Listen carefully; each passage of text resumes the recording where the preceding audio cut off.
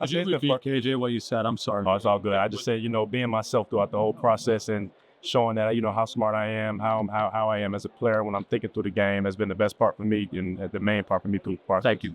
And how frustrated has it been physically? Yeah, my biggest thing is I always want to compete. That's the most frustrating part, that I can't go out there and compete with different guys and, compete with the best of the best, but I have to control what I can control and, keep being me and continue to know I'm out there with Jalen Reed, support him, support the guys that are out there. I want to see everybody win. So that's my thought process. And, when I get the chance to come out and compete, I'll be excited for that. How important was it for you to run the 40 today, and how did it feel? Yeah, it was very important for me. Obviously I wanted a faster time than that, but I just wanted to show that I'm running, like I'm doing well. I'm running, getting stronger, and it felt great. Where are you? Where are you when you reach 5 months now. 5 months now, rehab now. percent? How far do you have to go? And a percent do you believe? So I'll be 100% for training camp. Yeah, in the NFL. What questions have teams had for you? Have you had an opportunity to meet with teams, and what? Yeah, I've had opportunities to meet with them. The big one is what made me decide to come out.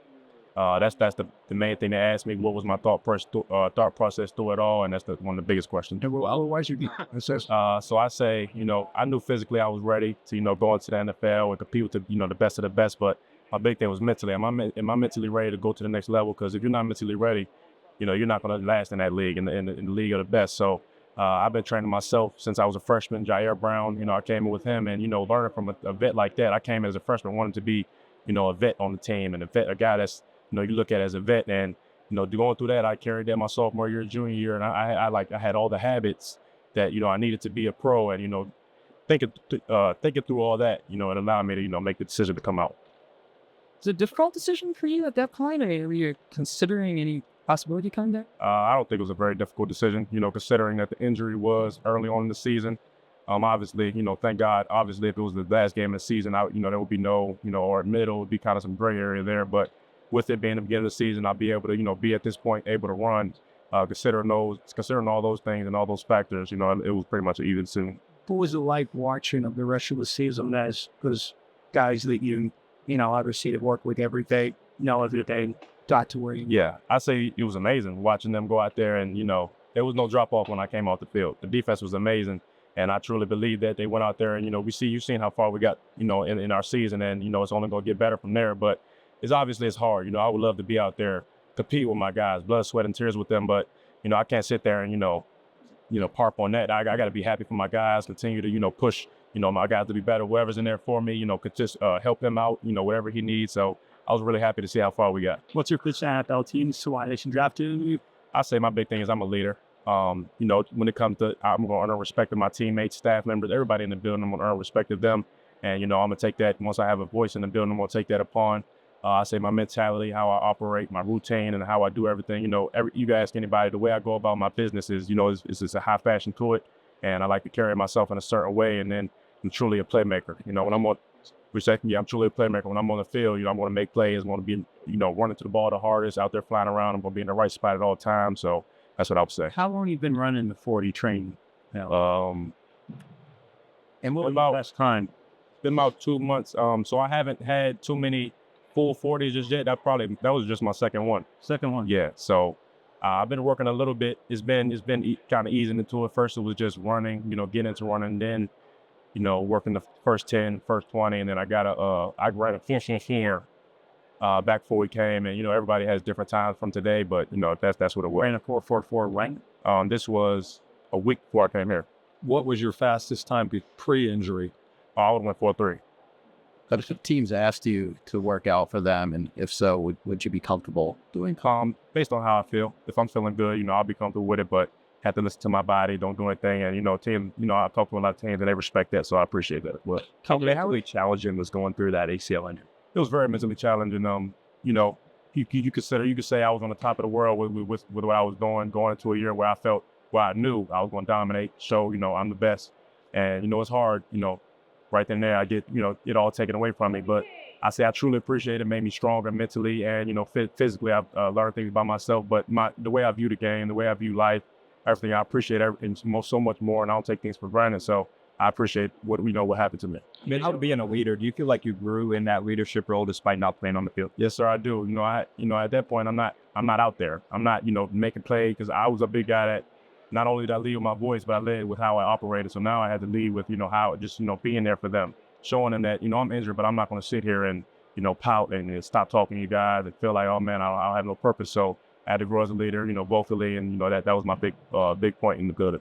KJ, a lot of Said that throughout the season, said that in the DB room, you were a big focal point on the sidelines, even if you were playing in game. What was that communication like between you and the DBs throughout the season?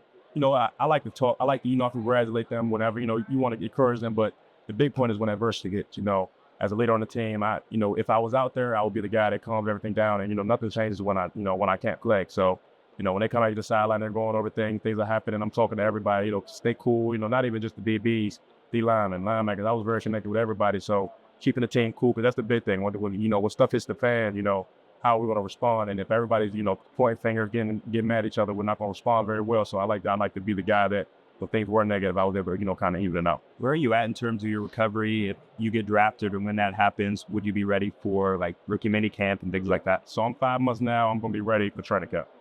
KJ, have you talked at all about like positional fit, versatility at the position? Because safety means a bunch of different things to a bunch of different systems. And we saw you a lot in the box in 2023. So what sort of versatility do you have at the next level? I could do everything on the field when it comes to man coverage. And that's something I was going to showcase this year. Last year, some things I had to work on. All the time, there's much things to work on. Even now, I have so much to work on.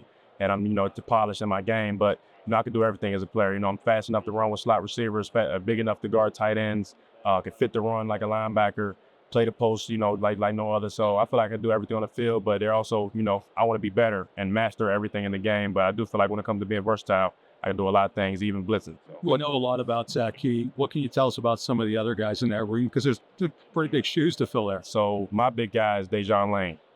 He's a guy that, from me, leaving just not too long ago to train, came back and he's taking a stride of, growth.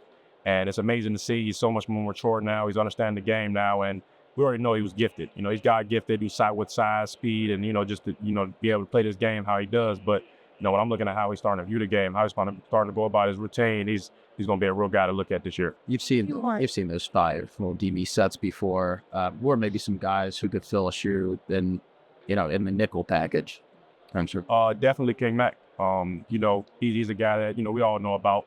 So once he gets, with this new scheme, Coach Jim knows, he's going to be a great guy in that nickel package. He's one of those guys. He's super fast, super physical. So, he's a guy that, he can do things like a corner, but he's just as physical and fast, strong in the safety. So he'll be a great guy for that nickel spot.